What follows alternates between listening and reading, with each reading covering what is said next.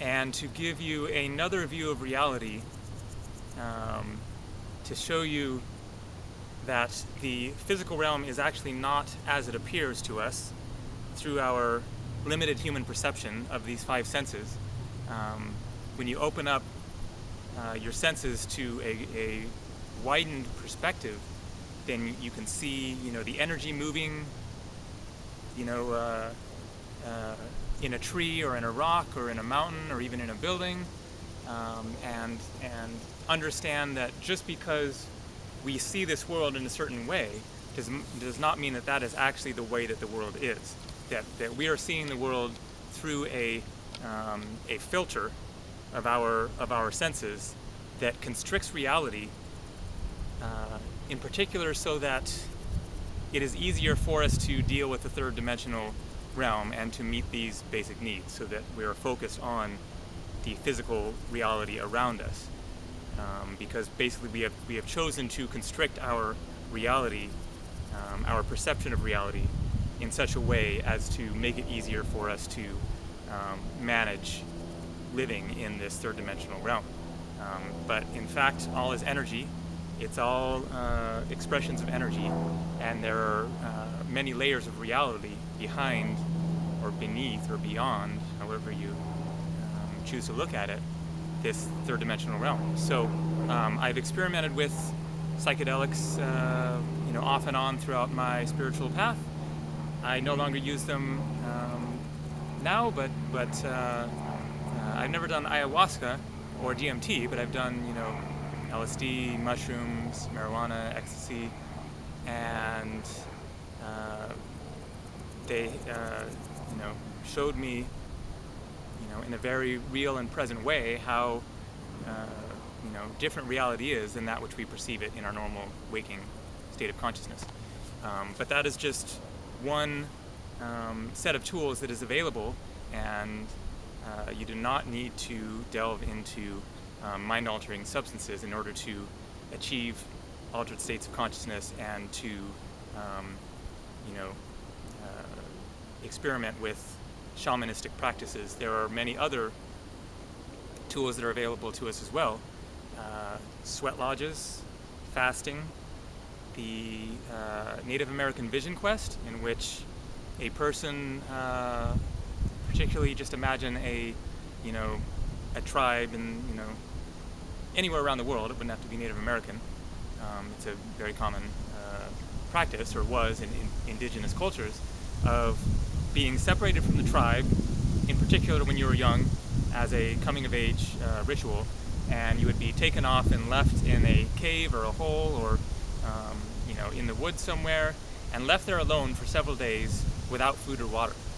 And this is a practice of, for one thing, facing your fear, facing fears within, and also in quite possibly bringing about altered states of consciousness, having visions of some kind, perhaps seeing spirits or other dimensions in reality, or perhaps just enduring a difficult experience that brings you to greater self-knowledge, self-understanding, and greater personal power. The ability to face one's fears rather than running away from them and denying them. There are many other practices that can bring about these altered states of consciousness and introduce one to multiple layers of reality. I've also experienced the out-of-body state, and meditation and yoga. Really it's about working with energy and accessing the energy that exists in these other realms, and incorporating them into your spiritual being in order to have a multidimensional consciousness, awareness, reality within you here now, so that you're balancing these other realities with the third dimensional realm. And it is definitely a very tricky, challenging path, fraught with peril and difficulty. And I experienced Kundalini awakening about 18 years ago, and this brought about a state of being that was almost unmanageable for several years, of just absolutely struggling with energies that I accessed that I basically was not prepared for, and had to, stumble my way through this experience in the process of coming to terms with it and incorporating that into my being. So it is not a path to be taken lightly whatsoever. If possible, it is definitely better to do these kinds of things with a guide of sort. I wouldn't at all say that it's necessary, but if there is, for example, a Native American church ceremony somewhere near you, where you can go, in that ceremony, then you do peyote in a teepee with a group of people who are also doing it, and so you have support there. I've never actually done one, but I have a good friend who is very involved with the Native American church and does them regularly. And to do a ceremony like this, with others, a sweat lodge, an ayahuasca ceremony with someone who prepares the ayahuasca and is experienced with it. There are yoga instructors you can find, meditation instructors, etc. That's great if you can find somebody else who can be a guide, who has experience with this, and who can be a support. But I wouldn't say that you have to. My own path has been predominantly one of leaping into the water and figuring out how to swim in the process, which is not necessarily the best way to go, but it is one way to go. And I've made it this far and learned a lot in the process.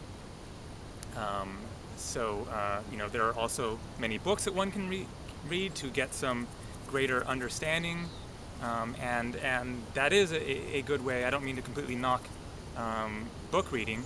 Reading Carlos Castaneda was one of the first ways that I really got introduced to the concept of altered states of consciousness and spiritual realities, and that did give me some preparation later on for what to expect. And there are, feel free to check out some of my books. My book, Kundalini and the Art of Being, chronicles my path in entirety, or at least the beginnings of my spiritual journey when I was doing a lot of this experimenting, and chronicles my experience of Kundalini awakening, both what led up to it and dealing with the after effects. And there are many other books out there that people can read. So for myself, it's been a very multifaceted approach of gathering whatever information I can, leaping into various experiences, for the experience to see what it brings about. It's important to leap with caution as much as possible, but life is risky. There are challenges in life. There's no guarantees. You can't navigate this path with complete safety. Sometimes that's just what you have to do. Even just doing a ayahuasca ceremony, doing LSD for the first time, it's always going to be a leaping into the unknown. There's nothing can prepare you for these types of experiences that take you to such another level of being. So just be aware. If you can find a certified shaman, nearby, or go to Peru and hike into the Andes and find a shaman who is offering ayahuasca, ceremonies to others, then that's great. I'm not here claiming to be a shaman by any means. I'm simply saying that I have had experiences with altered states of consciousness, with exploring consciousness, with journeying into other realms and states of being, and I feel that they have enhanced my perception and experience of reality to a great extent. So there you go. There is, of course, much more to be learned about this online. Feel free to search around. Again, feel free to check out the playlist on altered states of consciousness on my main channel page. And happy journeys. Namaste.